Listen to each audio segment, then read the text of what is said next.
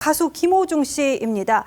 김호중 씨 음주 뺑소니 사건 다들 기억하실 겁니다. 아직 만기 출소일이 한참 남은 줄 알았는데, 자, 김지훈 변호사님, 김호중 씨가 이번 달에 출소를 한다면서요? 네, 그렇다고 합니다. 이 뺑소니 사고를 내서 수감돼 있던 트로트 가수 김호중 씨가 법무부 가석방 심사를 통과해서 5개월 정도 일찍 사회로 나오게 됐다고 합니다. 예, 김호중 씨가 지난 2024년 5월 밤에 음주 상태로 운전을 하다가 사고를 내고 달아난 혐의로 구속 기소가 됐었는데, 이후에 뭐 편의점에서 술을 마신다든지 이런 식으로 이른바 술타기 수법 논란도 있었습니다. 자, 그런데 이제 1심과 2심 모두에서 징역 2년 6개월이 선고가 됐었고, 현재 형기의 약 80% 정도를 채운 상태인데, 지금 이번에 가석방으로 5달 먼저 나오면 약 767일 만에 출소를 하는 셈입니다. 네, 시간이 또 많이 흘렀군요. 정말 큰 충격을 안겨줬던 사건인데, 당시 김호중 씨 모습도 한번 보시죠. 죄인이 무슨 말이 필요하겠습니까? 조사 잘 받았고, 또 남은 조사가 또 있으면 성실히 받도록 하겠습니다. 죄 지은 사람이 말이 필요하겠습니다. 어쨌든 죄송합니다. 네. 이번에 혐의 어떻게 소명하셨습니까? 죄송합니다. 반성하겠습니다. 죄송합니다. 매니저한테 직접. 네. 뭐 죄송하다, 반성하겠다 이런 말을 반복했는데, 남혜영 기자님, 김호중 씨가 수감된 동안 어떻게 생활했는지 좀 알려진 게 있습니까? 네, 알려진 건 구체적으로 공개적으로 알려진 것은 없는데요. 제가 좀 취재를 해봤습니다. 네. 김호중 씨 같은 경우에는 저 상황일 때는 본인이 저렇게 구속이 될 거라고 생각하지 않았을 겁니다. 아마. 네. 근데 구속된 이후에 사실 충격을 받았던 건 사실이고요. 알려진 사람, 연예인이기 때문에 솔직히 말하면 조금 두려움이 컸었다고 해요. 왜냐하면 내가 이 생활을 제대로 할 수 있을까라는 두려움이 있었는데, 생각보다 교도소에서의 생활은 조금 성실하게 잘 지냈다고 합니다. 그리고 주변 사람들한테 꽤 편지를 많이 보냈었는데요. 제가 편지를 썼다고요? 네, 그 당시에 제가 옥중 서신을 조금 몇 통을 좀 봤었는데요. 그 내용을 대충 보면은요, 사실 이 안이 조금 힘들고 어렵지만 그래도 잘 이겨내겠다라는 내용이 많았고요.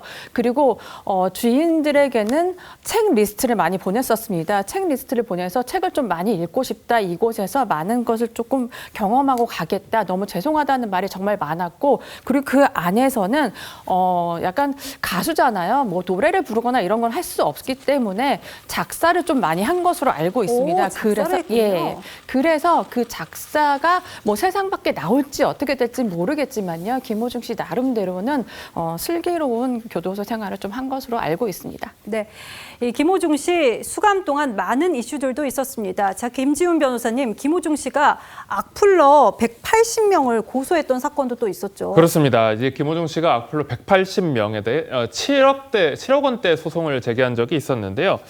이제 이 부분에 대해서 서울중앙지법에서는 판단이 내려졌습니다. 이제 물론 이제 총 액수는 7억 6,400만 원 정도의 굉장히 큰 액수였지만, 그 중에 대해서는 2명에 대해서만 배상 책임이 내려졌고, 한 명당 한 100만 원씩 정도 지급 책임이 인정된 것으로 알려졌습니다. 네, 뭐 소문도 참 많았었습니다. 김호중 씨와 관련돼서 뭐 합창단 공연을 했다, 옥중에서 50억을 벌었다, 뭐 이런 얘기까지 나왔었거든요.